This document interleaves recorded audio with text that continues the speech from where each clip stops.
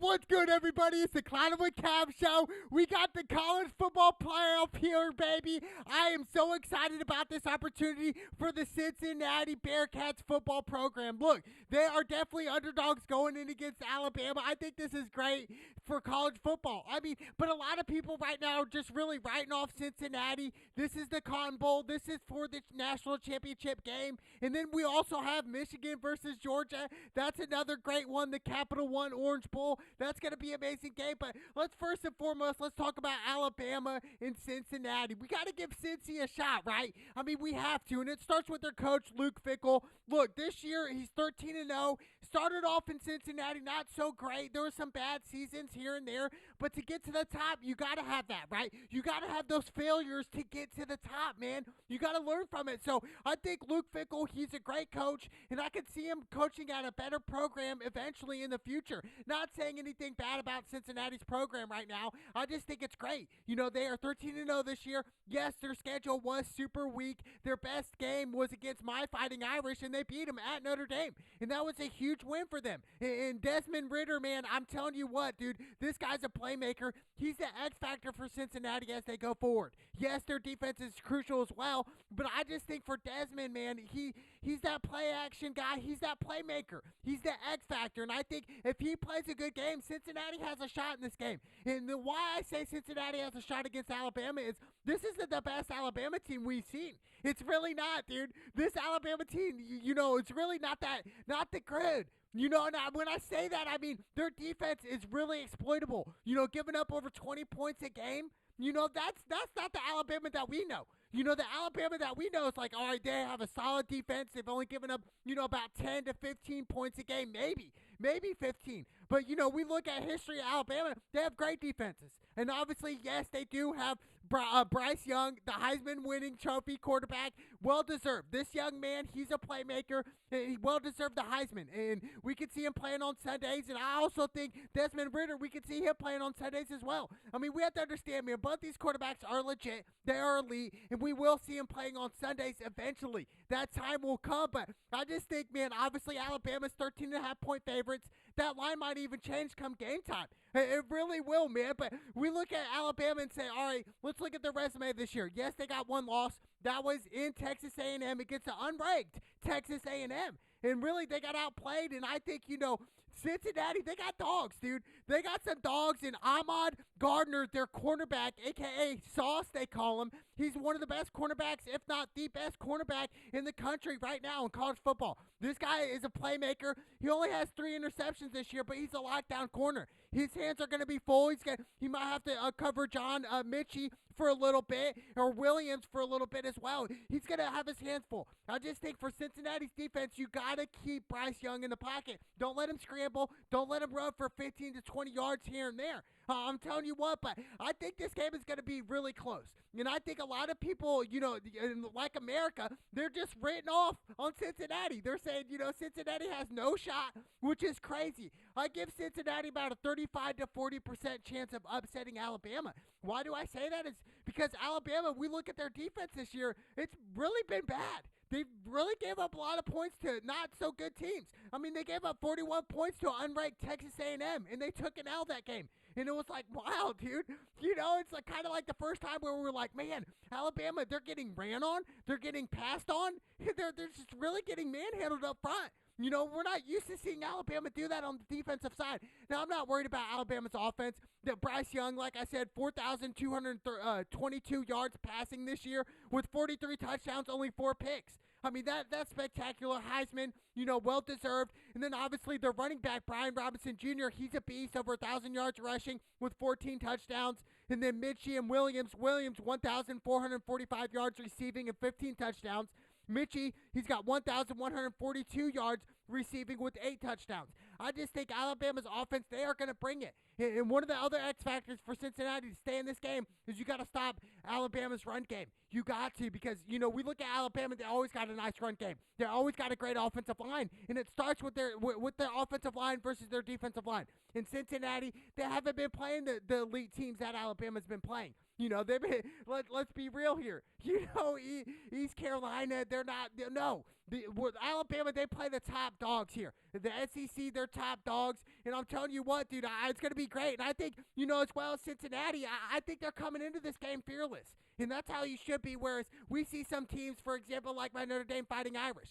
They came into that national championship game back in 2013 really deflated. It was they put all the pressure on their quarterback then in Manti Te'o, and we saw what happened. They got blown out. But I think the Cincinnati team, man, is really underestimated. They really are, and I think their run game, they got to get it going. With Jerome Ford, he's got 1,242 yards rushing this year and 19 touchdowns. I mean, this kid can run the ball. I'm telling you, it's really important on both sides for the run game, because if you can't run, you really become one-dimensional, and it's easy to do that. It's easy to play against you. So I think for Cincinnati, they gotta stick with that run game as well. The play action here and there. But, for Desmond, man, he's got to be the X factor. He's got to throw for 3 to 4 touchdowns to maybe be in this game and possibly upset Alabama. Now, am I going to pick Cincinnati? I would love to. I would love to go Cincinnati, but, I still... Ultimately, I'm going to go Alabama. But I'm not going to go the spread. I'm going to go money line. But, believe me, though, I want to see Cincinnati win.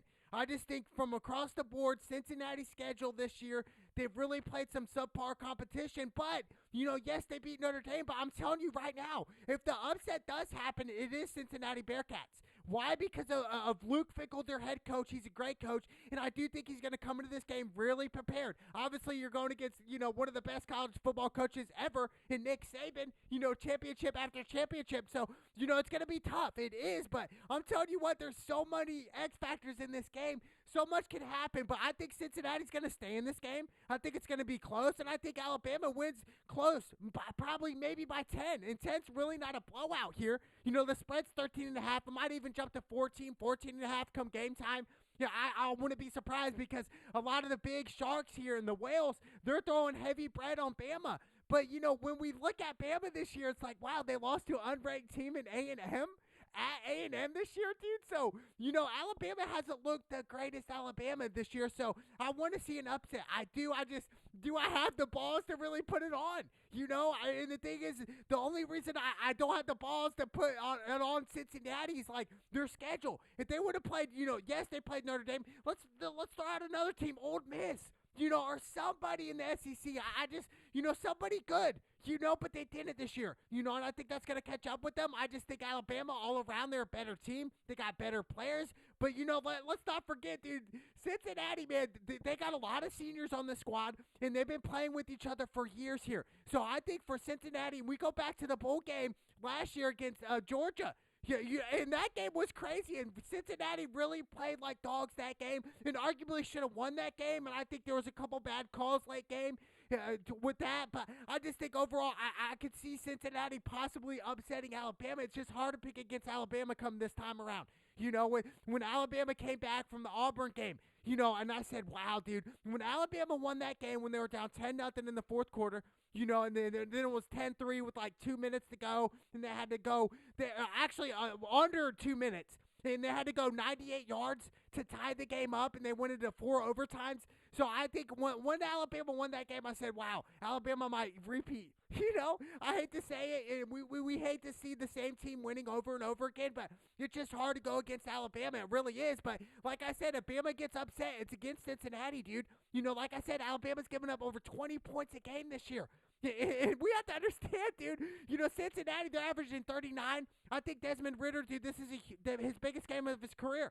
And I think, why do I say that is, yes, you're playing against Alabama, but I think for his future, broke a lot of Cincinnati records. But I think, this is really, if he beats Alabama here and wins the national championship, we're talking, he's a first-round pick. He's a first-round pick quarterback. I don't care what anybody says about this kid. He will be a first-round pick if he wins the national championship this year. No doubt about it. Actually, next year in 2022, I'm telling you, there's no ifs, ands, or buts. He will be a first-round pick, against all odds. But, I think there's a lot of other X factors as well. But I think for Jerome Ford, he's got to get that run game going. Like I said, 19 touchdowns this year. Then Alec Pierce, their star receiver for Cincinnati, the Cincinnati Bearcats, he's got eight touchdowns, 867 yards receiving. But I also think another X factor is their tight end. Leonard Taylor, man, he's had a little quiet season, but there's some games where he just broke out, had some good games, good catches, good touchdowns. And I think he could be an X factor in this game against Alabama. I really do. Leonard Taylor, remember his name. I think he will be in there. Number 11. I think that they will go to him. They will go to him because there will be some mismatches on there. But I want to see Cincinnati with the upset. I do. I truly do. And I kind of have a weird feeling because everybody in the media is just kind of like, oh, Cincinnati, they're done. It's it. It's over. They're playing against Alabama. But I'm telling you what, right now, this game will be a close game. It will be a close game. I'm telling you, dude. If Cincinnati upsets Alabama, it'll be great for college football, and I do think Cincinnati, they got to start off hot. They got to score touchdowns in the red zone, and they know that. They understand that they can't kick field goals and beat Alabama. You just can't, dude. You got to capitalize on the long drives. You got to capitalize on the third downs. That's what you have to do if you're Cincinnati. If you want to beat Alabama, you got to play near perfect game here. And we've seen Alabama not play so great, especially on special teams this year as well. I mean, they gave up that kickoff against Texas A&M, the game they've lost.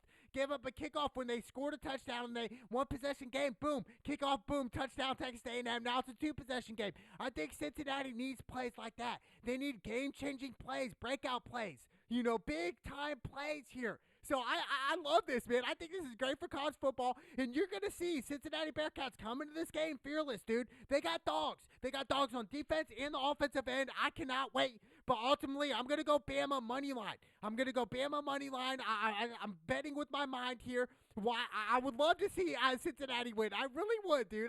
I'm rooting for the underdog. I typically always root for the underdog unless they're my team. But I'm telling you right now, Cincinnati's no joke. This is going to be a huge Cotton Bowl right here for the playoffs to make it to the national championship. This is huge with everything on the line here. So I think Cincinnati, it's really been fight to the top for them. And that's why I think they're hungry right now. That's why you can't just write off Cincinnati and say, oh, it's going to be Bama by a blowout, which would be ignorant to say. Cincinnati's been building up. We saw them go toe-to-toe against Georgia. Yes, we seen Alabama beat Georgia, put up 41 on Georgia. And Georgia's only giving up like 7 points a game come to that SEC championship. But it's levels to it. So I'm going Alabama money line, but I would love to see Cincinnati. I think they're going to come out. They're going to come out ready. They really are. And I think this game's going to come down to the wire, but ultimately I'm going Alabama money line. Nick Saban will go again to the national championship and possibility to repeat yet again, which is crazy, dude. It's crazy for Alabama, dude. They're just the top dogs right now, so I'm going Bama money line. And the spread 57.5 is the over/under. That's tough. That's a tough one. It's a high spread.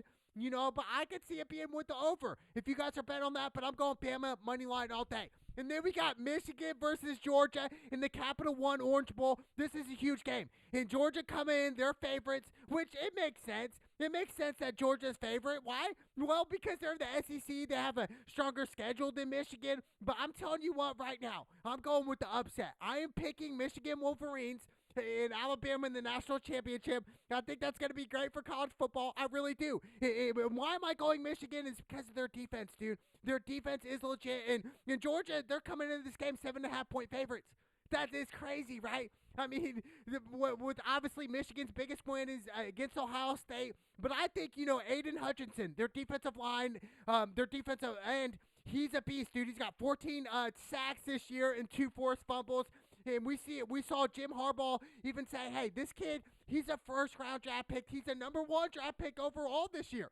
That's why he came out and said for next year in 2022 draft, which is insane to me. But this kid can play. He's hungry. Michigan is hungry. And I feel like Michigan was really degraded when they were going up against Ohio State. Everybody was saying, oh, it's over. I even thought Ohio State was going to win.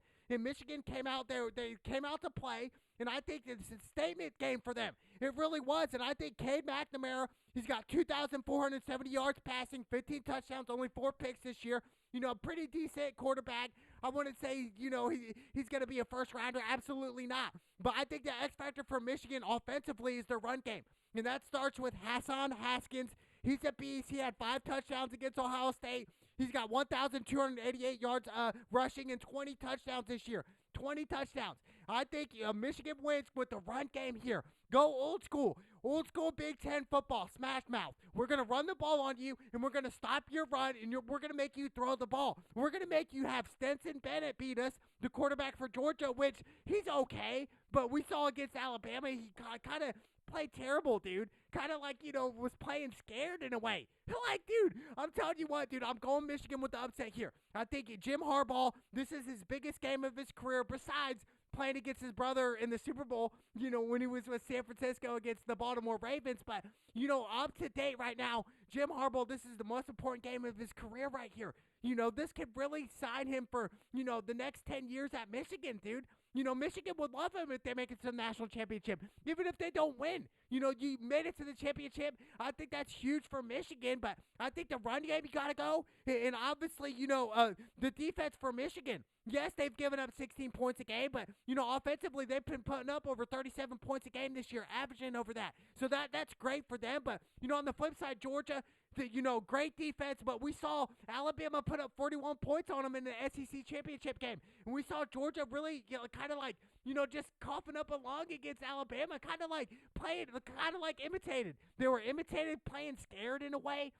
That's not the Georgia that I know from week 1 against Clemson. They came out ready to play, but I just think for Stetson Bennett, you gotta have a good game here. 24 touchdowns, 7 picks this year, over 2,300 yards passing. It's Amir White, 718 yards rushing and 10 touchdowns. And Brock Bowers, one of their star receivers, 791 yards receiving and 11 touchdowns. But I just think, for Georgia, it's like which Georgia team's going to come out? Is it going to be the great Georgia team with a great defense, or is it going to be the one against Alabama playing timid, playing not to lose? So overall, I'm going Michigan. I'm going Michigan Wolverines with the upset, and a lot of people are going Georgia. It makes sense why Georgia's favorite. I got a better schedule and all that, but I think right now Michigan is the more hungry team, and that's why ultimately I'm going Michigan over Georgia.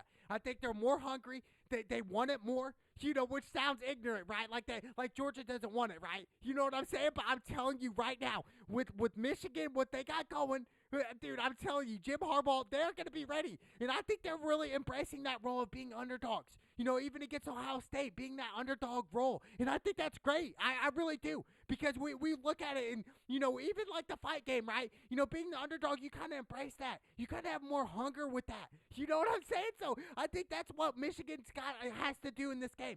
Come into this game, ready to fight. Throw the first punch and go after Georgia.